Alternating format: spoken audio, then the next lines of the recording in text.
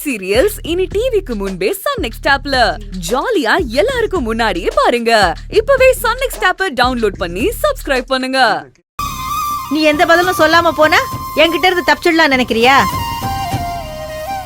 மாற வேண்டியது நீதான், அத முதல்ல புரிஞ்சுக்கோ.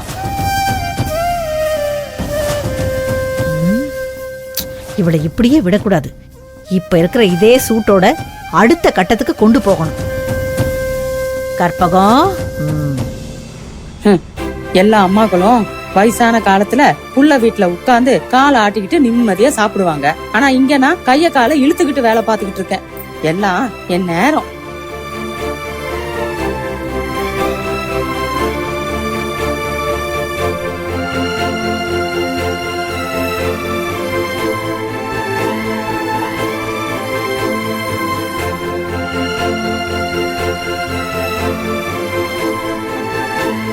ஏய், என்னடி இது? ஸ்கூலுக்கு நேரம் ஆகுது, கிளம்பாம இப்படி பத்திரகாளி மாதிரி தலையை விரிச்சு போட்டு உட்கார்ந்து இருக்க. இது கூட பண்ணி உன்னால ரெடி ஆக முடியாதா? திவ்யா, நான் ரெடி. என்ன திவ்யா, ஸ்பெஷல் கிளாஸ் இருக்குன்னு சொன்ன, டாடியை சீக்கிரம் கிளம்ப சொல்லிட்டு நீ இன்னும் தலைய கூட வராம இருக்க.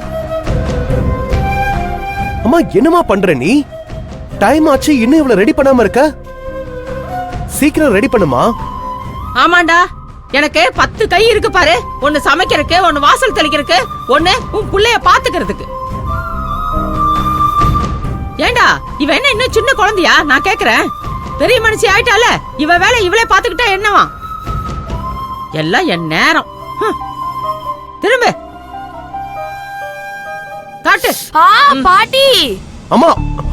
வெள்ள பாட்டி, எனக்கு முடிய கட்டி விடுறேன்னு இழுத்து பாதி முடிய பிச்சுட்ட. இங்க பாரு, எனக்கு எப்படி வருமோ அப்படிதான் நான் பண்ணுவேன். கட்டு கட்டு, எல்லாம் கொஞ்ச நாளைக்கு தான்.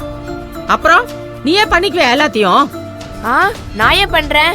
அதான் வினோதினி அம்மன் நம்ம வீட்டுக்கு வந்துருவாங்கல்ல, அவங்க எனக்கு பண்ணி விடுவாங்க. அப்புறம் நான் ஏன் உன்கிட்ட தலையை கொடுக்க போறேன்? அவங்களே எனக்கு அழகா தலை பண்ணி விடுவாங்க.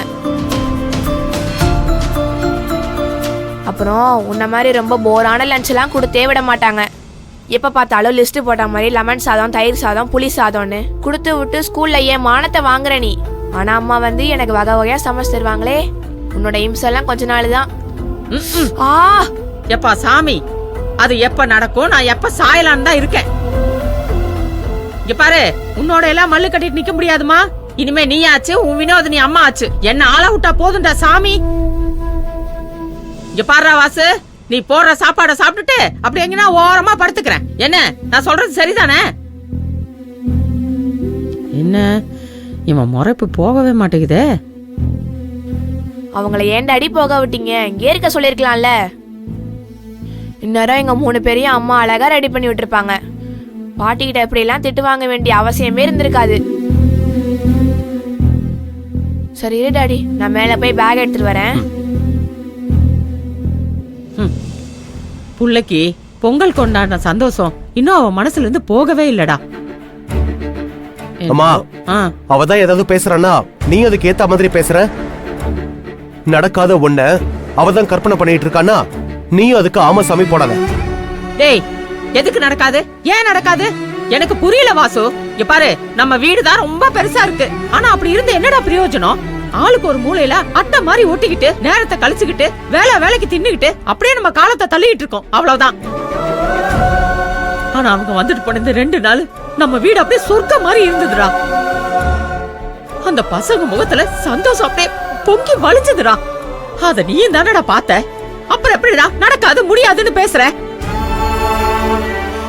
இங்க பாரு வாசு, நீங்க பொய் சொன்னீங்களோ உண்மை சொன்னீங்களோ எனக்கு தேவையில்லை. பசங்க மனசுல நீங்க 2 பேரும் உண்மையா ஒன்னா இருக்கிறதா நினைச்சு அவங்க வாழ ஆரம்பிச்சது இல்லாம அதோட சந்தோஷத்தையும் அவங்க அனுபவிச்சுட்டாங்க. இனி அவங்க மாற மாட்டாங்கடா. மாற வேண்டியது நீங்க 2 பேரும் தான். இது வரைக்கும் அம்மாங்கிற வார்த்தைய சொல்லாத உன் மக இப்ப அப்பாங்கிற வார்த்தைய குறைச்சிட்டு வினோதினி அம்மா வினோதினி அம்மான்னு சொல்ல ஆரம்பிச்சுட்டா. இங்க பாரு, அவ அம்மாங்கிற பாசத்தை உணராத வரைக்கும் நீ அவளை சமாளிச்சிருக்கலாம். ஆனா இப்ப அவ உணர்ந்துட்டா. இனி நீ இல்லடா, யாரு நினைச்சாலும் அவளை கட்டுப்படுத்த முடியாது. பாத்துக்க. டாடி, ஓ வரா. அமைதியா இரு. டாடி நான் ரெடி போலாமா? போலாம்.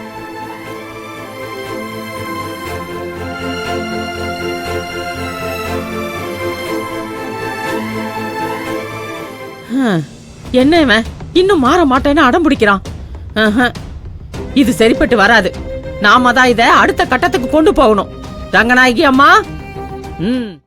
இவங்க 2 பேரும் இப்ப மாறுவாங்க அப்புறம் மாறுவாங்கன்னு நாமளும் பொறுமையா இருந்தா இவங்க நம்மள மாத்தணும் தானே நினைக்கிறாங்க. அதானே இதுகளை ஒன்னா சேர்த்து வைக்கிறதுக்கு தினசா யோசிச்சு சூழ்நிலைய நம்ம உருவாக்குனா இவங்கள ஒட்டுற மாதிரி ஒட்டிட்டு அப்படியே நைஸா நழுவிடுறாங்களே. இதுக்கப்புறமும் நம்ம காலத்தை தட்டி கழிச்சுக்கிட்டு இருந்தா நம்மளோட எண்ணத்தை தான் சுக்குநூறா உடைச்சிருவாங்க. அப்புறம் ஏமாறுறது நம்ம மட்டும் இல்ல, பாவம் சின்ன பசங்களும் தான். அப்படி ஒரு நிலைமைக்கு நம்ம போக விட்டுருவோமா? உங்களுக்கு பசங்க ஒத்துமையா இருக்கிறத பாத்துட்டு மனச மாத்திப்பாங்கன்னு நான் நினைச்சேன். நான் புடிச்ச முயலுக்கு 3 காலு தான் நிக்கிறாங்களே. 2 பேரும் சரியான கல் நெஞ்சுக்காரங்களா இருக்காங்களே. இருக்கட்டும், இவங்களுக்கு இருக்கிற பிடிவாதம் நம்மளுக்கும் இருக்கு இல்ல. நாமளா அவங்களான்னு பாத்துருவோம். இப்போ பசங்களை நம்ம பரீட்சைக்கு படிக்க சொன்னோம்னு வச்சுக்கோங்களேன், அவங்க படிக்க மாட்டாங்க. பரீட்சைக்கு நாள் சொன்னோன்னு படிக்கவே ஆரம்பிப்பாங்க. அதுவும் சில பசங்க நாளைக்கு பரீட்சைனா முந்தின நாள் ராத்திரி உட்கார்ந்தா மாங்கன்னு படிப்பாங்க. அதே மாதிரி நாம இவங்களை சேர்த்து வைக்கிறதுக்கு சும்மா கல்யாணம்னு சொல்லிட்டு இருந்தா சரிப்பட்டு வராது. நாள் குறிக்கணும். இவங்க 2 பேர் கல்யாணத்துக்கு நாள் குறிக்கணும். அப்பதான் அவங்களுக்கும் நாம சொல்ற விஷயத்தோட சீரியஸ்னஸ் புரியும். அவங்க மனசும் மாறும்.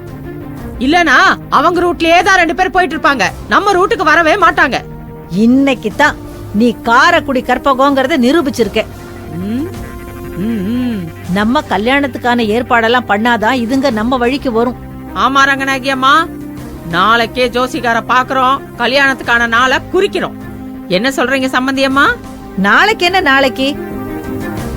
நாம இப்படி தள்ளி போடதான் அவங்க மெல்ல நழுவிக்கிட்டே இருக்காங்க.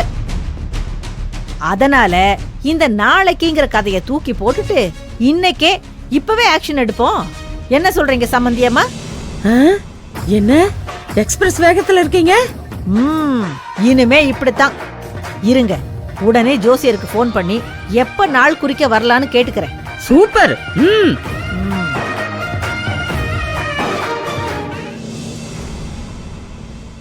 சிவா, இதுதான் நான் சென்னைக்கு வந்து முதல்ல எடுத்து நடத்தின கடை. இதுல கஷ்டப்பட்டு உழைச்சி கொஞ்சம் கொஞ்சமா முன்னுக்கு வந்து அதுல வாங்கினது தான் அந்த சூப்பர் மார்க்கெட்.